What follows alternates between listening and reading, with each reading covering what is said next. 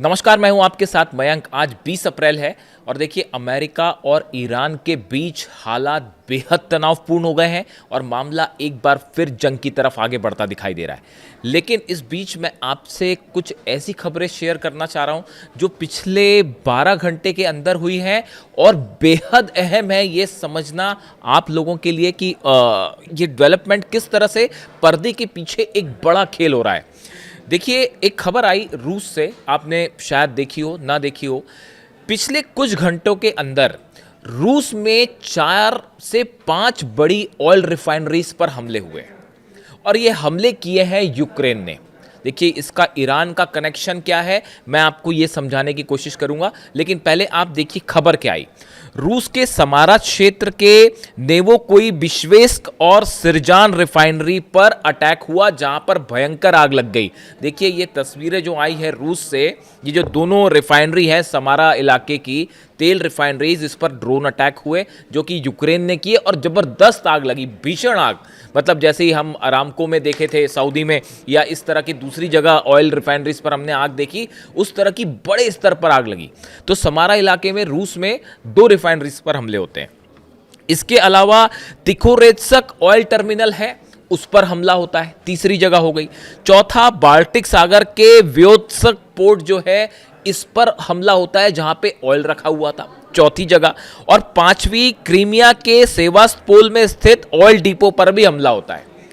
पिछले कुछ घंटों के अंदर रूस के 5 रिफाइनरीज और ऑयल के ठिकानों पर हमले हुए। ठीक है, यह बात आप समझ आ गई। यूक्रेन की तरफ से ये हमले हुए। अब देखिए होता क्या है, आप देखें कि कल जो है व्हाइट हाउस में एक बड़ी बैठक होती है।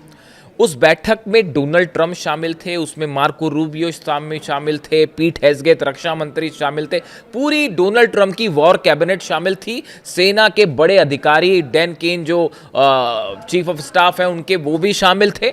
इसके अलावा सब सेना के प्रमुख शामिल थे।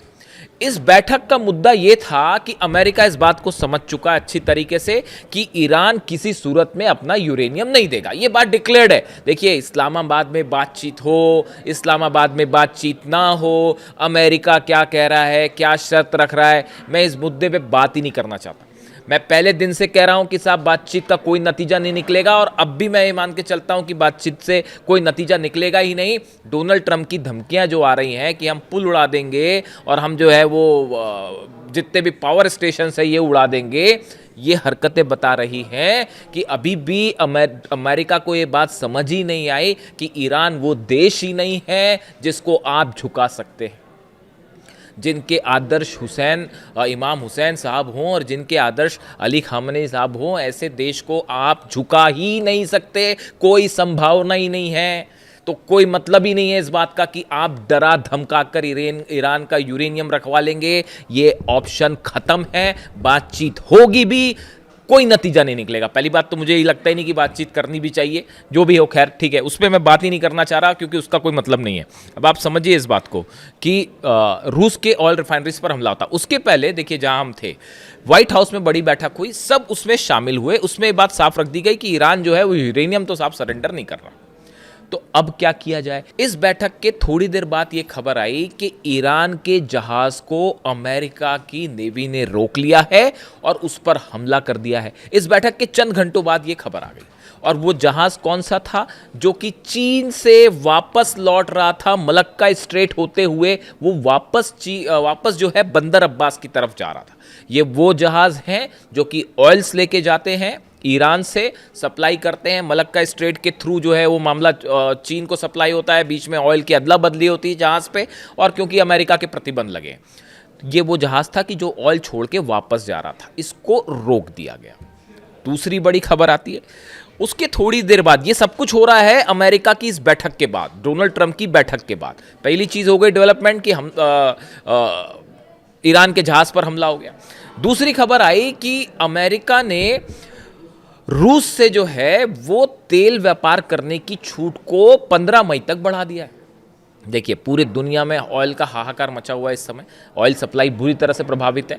तो अमेरिका की तरफ से ये कहा गया कि भाई हम आपको और परमिशन देते हैं कि आप जो है रूस के ऑयल को खरीद सकते हैं। इस तरह की खबर आई। लेकिन इसके थोड़ी देर बाद ही यूक्रेन रूस के सभी ऑयल ठिकानों पर हमला कर देता है। अब आप जरा सोचिए इस बात को कि डोनाल्ड ट्रंप अगर रूस के ऑयल को पे प्रतिबंध हटाते हुए उसको छूट दे रहे हैं अपना तेल बेचने की, ऐसे में क्या जेलेंस्की की हिम्मत है कि बिना डोनाल्ड ट्रंप की परमिशन के रूस के 5 ऑयल रिफाइनरीज को चंद घंटों के अंदर निशाना बना दे? मैं कहना ये चाह रहा हूं, ये सवाल उठ रहे हैं डिफेंस सर्कल में कि क्या डोनाल्ड ट्रंप के कहने पर यूक्रेन ने रशिया की ऑयल रिफाइनरीज पर हमला किया? सोचिए इस बात को, ये लिंक समझने की कोशिश करिए, कैसे ये ईरान वॉर से जुड़ रहा है। बैठक होना, बैठक के बाद ईरान के जहाज पर हमला होना, फिर अमेरिका का ये कहना कि रूस को हम परमिशन देते हैं ऑयल बेचने की, उसके थोड़ी देर बाद रूस पर हमला हो जाना। क्या इन तीनों में कनेक्शन है? देखिए, हालात ये हैं, दो चीज़ें समझिए। अमेरिका की जो कल ये बैठक हुई, इस बैठक में जो मैं समझ पा रहा हूँ, देखिए मेरा एनालिसिस है, आप हर व्यक्ति को अपनी राय रखने का अधिकार है, और वॉशिंगटन में और व्हाइट हाउस में चिड़िया भी उड़ती है तो उस पर नज़र रखनी पड़ेगी। ये बात सिर्फ ईरान और हॉर्मूज और इजराइल और लेबनान यहाँ तक सीमित नहीं है, आपको हर बात पर नज़र रखनी पड़ेगी। व्हाइट हाउस में क्या मीटिंग हो रही है, डोनाल्ड ट्रंप के जो मंत्री हैं अलग अलग, पीट हेग्सेथ क्या कह रहे हैं, मार्को रूबियो क्या कह रहे हैं, पेंटागन से क्या बयान आ रहा है, ईरान से, आपको ये सब भी, इसके साथ साथ मॉस्को में क्या हो रहा है, रूस में क्या हो रहा है, बीजिंग में क्या हो रहा है, आपको इन सब की एक पिक्चर बनानी पड़ेगी, तब आप असली स्थिति समझ पाएंगे पर्दे के पीछे क्या हो रहा है। देखिए, इस पूरी बैठक में जो मुझे लगता है, जो कुछ डिफेंस एक्सपर्ट्स का भी ये मानना है कि इस बैठक में ये बात तय की गई कि रूस और चीन के जरिए ही ईरान को किसी समझौते के लिए या बातचीत के लिए राजी किया जा सकता है। जब तक रूस नहीं चाहेगा, जब तक चीन नहीं चाहेगा, तब तक ईरान बातचीत नहीं करेगा, ऐसा शायद डोनाल्ड ट्रंप का मानना है। ईरान तो वैसे ही बातचीत नहीं करेगा, डरा धमका के आप बातचीत कर ही नहीं सकते, लेकिन ये बात अभी तक यूएस एडमिनिस्ट्रेशन को समझ नहीं आई। लेकिन फिर भी अब देखिए कोशिश क्या है, कोशिश ये है, आपने जो जहाज रोका, आप क्या चाहते हैं कि चीन का ऑयल बिजनेस रुक जाए, ताकि चीन ईरान पर यह दबाव बनाए कि भाई बातचीत कीजिए। देखिए ये चाल समझिए, ईरान से चाइना करीब 13 से 14 लाख बैरल ऑयल जाता है, बड़ी मात्रा में सल्फ्यूरिक एसिड जाता है, ये बाई प्रोडक्ट होता है, जो तेल सप्लाई होता है उसी से सल्फ्यूरिक एसिड बनता है। उस सल्फ्यूरिक एसिड से चीन की सेमीकंडक्टर इंडस्ट्री चलती है, ताइवान की सेमीकंडक्टर इंडस्ट्री चल रही है, और ये इसके सप्लाई बंद होने से बड़ा नुकसान है चाइना का, बड़ा नुकसान है। मैन्युफैक्चरिंग हब रुक रहा है वहां पे, और चीन की पूरी इकोनॉमी उसके एक्सपोर्ट पर ही बनी हुई है, जो सामान बेचता है वो, और वो रुक रहा है। अमेरिका की कोशिश है चीन के सामान को रोका जाए हॉर्मूज बंद करके, ताकि ये सप्लाई बाधित हो तो चीन ईरान को ये कहे कि भाई समझौता करिए और किसी तरह की डील करवाइए। रूस, एक तरफ रूस के ऑयल को परमिशन देना, और दूसरा जो है ऑयल रिफाइनरीज पर हमले हो जाना। क्या ये कोशिश है ये बताने की कि रूस, देखिए तेजी से रूस को मुनाफा हो रहा है, ऑयल बिक रहा है, ईरान का ऑयल रुक गया, वेनेजुएला वाला ऑयल फंसा हुआ है, तो ऐसे में रूस का जो तेल है वो बिक रहा है। लेकिन बाजार को भी राहत देनी है तो रूस को आपने परमिशन दे दी, लेकिन आप रूस की ऑयल रिफाइनरीज पर हमला करके ये मैसेज देना चाह रहे हैं कि देखिए आपके जितने ऑयल रिफाइनरीज हैं वो निशाना बनाई जाएंगी, आप ईरान को तैयार करिए। ये खेल चल रहा है पर्दे के पीछे, यानी रूस और चाइना के जरिए ये जंग सिर्फ ईरान और अमेरिका की देखने में लग रही है, लेकिन इसके पीछे एक बड़ा इकोनॉमिक खेल चल रहा है। देखिए ये जंग ये तय कर देगी कि दुनिया का अब इकोनॉमिक पावर कौन, और अब तक की हालात ये है कि मिलिट्री पावर में ईरान ज़्यादा मजबूत होकर उभर के आ गया है। पूरी दुनिया इस बात को समझ रही है कि ईरान की सेना ने डोनाल्ड ट्रंप की सेना को घुटने पर ला दिया है, बात नंबर 1। अब इसमें किसी को कोई शक नहीं होना चाहिए। जो ये कह रहे थे कि 2 दिन में हरा देंगे, 3 दिन में हरा देंगे, आज देखिए कितने दिन हो गए हैं, और आपकी हकीकत जान रहे हैं, तेजी से मिसाइल लॉन्चर्स बनने शुरू हो गए फिर से ईरान में। जो डिस्ट्रॉय हुए थे वो सब के सब तैयार हो गए हैं, 24/7 मिसाइल्स बन रही हैं, और चीन ने जो भेज दिया उस पर हम फिर अलग से बात करेंगे कि क्या चीज़ भेजी है। चीन में ईरान का बच्चा जो है वो जंग के लिए तैयार है, वो कह रहा है हम समझौता करेंगे नहीं, चाहे जो कर ले। हकीकत ये कही जा रही है कि डोनाल्ड ट्रंप को उनकी हैसियत दिखा दी है ईरान ने। मिलिट्री पावर ईरान, अमेरिका का जो एक मिलिट्री पावर का जो एक गुब्बारा था उसको पूरी तरह से फोड़ दिया ईरान ने। पूरी दुनिया देख रही है कि किस तरह सुपर पावर जो है वो फंसा हुआ है। तो अब आप मिलिट्री से तो नहीं जीत सकते, जंग करके नहीं जीत सकते, वरना ईरान अमेरिका अब तक हमला कर चुका होता साहब। ये इतने सारे जो जहाज लेके खड़ा हुआ है, कितना देर लगती है हमला करने में? दुनिया के 3 सबसे बड़े एयरक्राफ्ट कैरियर खड़े हुए हैं वहां पे, तमाशा देख रहे हैं। बताइए आप, इससे बड़ी शर्मिंदगी वाली स्थिति हो सकती है? ये हर डिफेंस एक्सपर्ट समझ रहा है। अगर आपने जरा भी डिफेंस की पढ़ाई करी है, स्ट्रेटेजी की, आप समझते हैं इस बात को, पूरी तरह से अमेरिका की मिलिट्री के स्तर पर हार हो गई है। कहीं कोई तुलना ही नहीं थी ईरान और अमेरिका की मिलिट्री की। लेकिन ईरान की सेना के हौसले ने, देखिए सब ज़्यादा है अमेरिका के पास, जहाज़ भी ज़्यादा है, मिसाइलें भी ज़्यादा है, सब कुछ ज़्यादा है, मान लिया सब कुछ ज़्यादा है उनके पास, लेकिन जो इमाम हुसैन वाला हौसला है ना ईरान के पास, वो डोनाल्ड ट्रंप कहाँ से लाएंगे? जो अली खामेनी साहब वाली हिम्मत है, वो डोनाल्ड ट्रंप और अमेरिका कहाँ से लाएगा? वो उधार पे नहीं मिलती साहब, समझ रहे हैं? और वो खून में रगों में दौड़ रही ईरान की, उसको आप नहीं हरा सकते, चाहे कुछ कर ले। अब ये बात साबित हो चुकी है किसी कंफ्यूजन में, और ये अमेरिका समझ चुका है कि भैया इस देश को हम हमले करके तो नहीं हरा सकते। तो अब ये इकोनॉमिक खेल जो है वो शुरू हो गया है कि कैसे करके जो है वो इकोनॉमिक पावर के ज़रिए किसी तरह से कुछ करने की कोशिश की जाए। लेकिन फिर बात समझ में नहीं आई, अरे जो देश पिछले 40 साल से सैंक्शंस झेल रहा है उसको क्या फ़र्क पड़ रहा है? यही बात ईरान की जनता कह रही है। अगले वीडियो में मैं आपको बताऊंगा ईरान की इंटरनल सिचुएशन, और आप सुन के हैरान रह जाएंगे कि वहाँ के लोग क्या कह रहे हैं, ईरान का मूड क्या है। अगले वीडियो में आपको बताऊंगा, अभी इस पे हम इसी पे रहते हैं। तो अब देखिए स्थिति ये है कि चाइना और रूस, इनके जरिए, लेकिन रूस का भी रुख क्लियर है और चाइना का भी रुख क्लियर है। दोनों ये चाह रहे हैं, देखिए चीन का आपने व्यापार रोक दिया वेनेजुएला से, अब चीन चाह रहा है कि मिडिल ईस्ट से अमेरिका का प्रभाव हटाया जाए, और यही बात रूस भी चाह रहा है। और इस बार असल में जो है वो गर्दन फंस गई है अमेरिका की, डोनाल्ड ट्रंप की मिडिल ईस्ट में। कोई मदद करने को तैयार नहीं है। नेटो तो खत्म मानिए नेटो को, अब नेटो का कोई मतलब ही नहीं रह गया। नेटो वो अलग करते, अब जो कर रहे हैं करते रहें, कोई फ़र्क नहीं पड़ता उससे। नेटो अलग है, अरब देशों ने साथ छोड़ दिया है, ये भी आप समझिए सीधी सीधी बात। इतने बड़े मूवमेंट में क्या कोई कुछ कर रहा है? किसी रूप में किसी का कोई प्रभाव है? कोई प्रभाव नहीं है। अब बात है अमेरिका वर्सेस ईरान, और साथ में पीछे खड़े हैं रूस और चाइना। इन्होंने वार्निंग भी दे दी है कि भाई वो प्लान तैयार है हमले का, जो है कि खार्ग आइलैंड पर हमला करना है, लारक पर हमला करना है, केशम आइलैंड पर हमला करना है। वो नहीं होगा, वो कैसे हमले होंगे उसकी प्लानिंग्स जो है वो कर रखी है, और रूस ये बात को ने ईरान को वार्निंग भी दे दी है कि क्या करना है। तो अब देखिए इसी बीच जो है एक बड़ा बयान और आया है ईरान की तरफ से।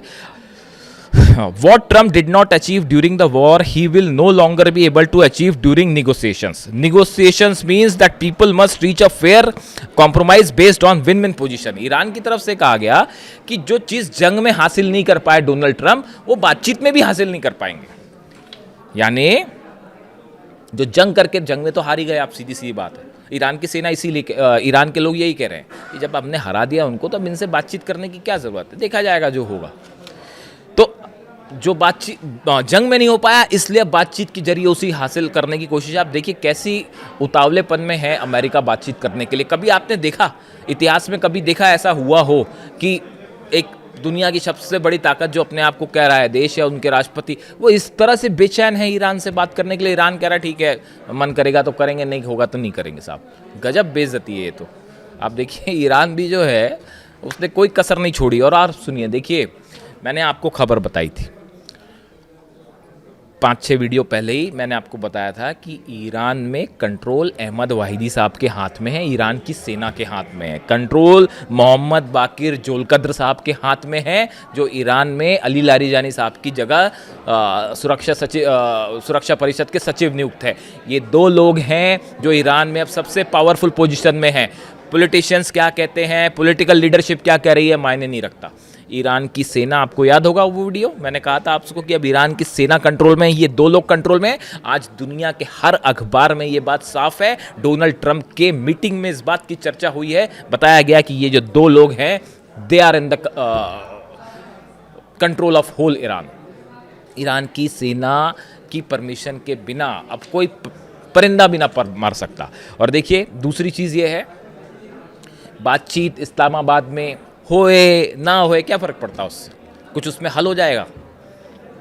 धमकी अभी तक ये बात समझ ही नहीं आ रही कि ईरान वो देश ही नहीं है जिसको आप धमकी चमकी के जरिए जो है झुका सकते हो। कोई दूर अब कोई सवाल ही नहीं है इस बात का, को आउट ऑफ क्वेश्चन। मुझे नहीं लगता इस पर कोई डील होने वाली है, और बातचीत भी होगी कि नहीं मुझे पता, मैं बात ही नहीं करना चाह रहा। अब इस मुद्दे पे जब होगी बातचीत, जब नतीजा आ जाएगा तब निकल जाएगा। वो 6 दौर में भी हर बार ये होता था, अब बातचीत में ये हुआ, अब बातचीत में ये डील हो रही है, अब इसमें ये हो रहा है, तो अब ऐसा हो रहा है। अब बातचीत होती है, होए ना होती हो ना होए, ईरान अपना यूरेनियम नहीं दे रहा, 100 बात की एक बात ये है, और बात यहाँ ख़त्म हो जाती है। अब जो डोनाल्ड ट्रंप को करना है कर ले, हमला करना है कर ले। इसके अलावा ईरान ने बड़ा प्लान तैयार किया है कि कैसे जवाब दिया जाए। जो ये जहाज़ रोका गया, जो ये घेर के खड़े हैं आप, इनको पीछे धकेलने का बड़ा प्लान तैयार है। इस प्लान पर एक्सक्लूसिव चर्चा होगी अगले वीडियो में। थोड़ा सा इंतज़ार है कुछ चीज़ों का।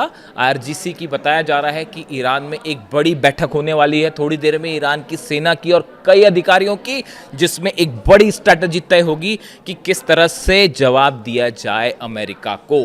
बातचीत पे क्या करना है, हॉर्मूज में क्या करना है, ये ब्लॉकेड है इसको तोड़ने के लिए क्या करना है, पुतिन क्या कह रहे हैं और चीन क्या कह रहे हैं, इनको लेकर भी एक बड़ी बैठक है जल्दी। उसका नतीजा, सोर्सेज जो वहाँ से आएंगे, एक्सक्लूसिव खुलासे के साथ अगले वीडियो में मैं हाजिर हूँगा। वीडियो कैसा लगा ज़रूर कमेंट करके बताएं, मैं आपके हर कमेंट पढ़ता हूँ। बहुत बहुत शुक्रिया आपका।